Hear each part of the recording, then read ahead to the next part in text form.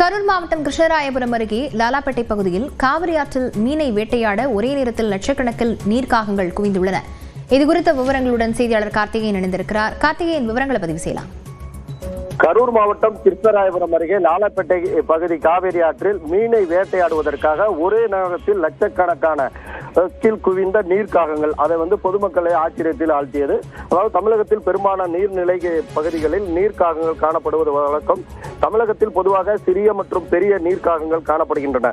இவை கடற்கரை பகுதி மற்றும் மலையோர நீர்த்தேக்க பகுதியில் உள்ள பாறைகளில் கூட்டம் கூட்டமாக வாழ்கின்றது. பெரும்பாலான நீர்க்காகங்கள் உணவு மற்றும் சிறிய மீன்கள் மட்டுமே உண்ணுகின்றது, பூச்சியை உண்ணுவதில்லை.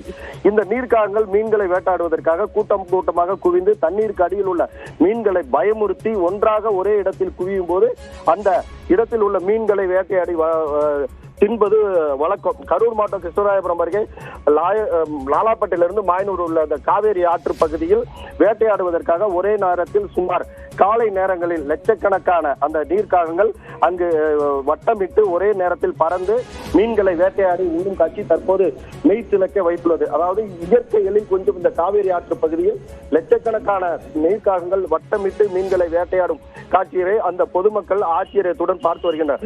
இது குறித்து சமூக ஆர்வலர் மற்றும் பறவைகள் ஆர்வலரிடம் கேட்டபோது, அதாவது மீன்களை பயமுறுத்தி ஒரே இடத்தில் குவிய வைத்து கூடும்போது மிக எளிதாக வேட்டையாடுவதற்காக இந்த நுட்பங்களை பயன்படுத்தி இந்த நீர்க்காகங்கள் நீருக்கு அடியில் உள்ளே சென்று மீன்களை பிடித்து வேட்டையாடுவது வழக்கமாக இருந்து வருகிறது என்று தெரிவிக்கின்றனர். இந்த நீர்க்காகங்கள் ஒரே நேரத்தில் லட்சக்கணக்கில் குவிந்தது அந்த பகுதி பொதுமக்கள் ஆச்சரியத்துடன் பார்த்தனர். விவரங்களுக்கு நன்றி கார்த்திகேயன்.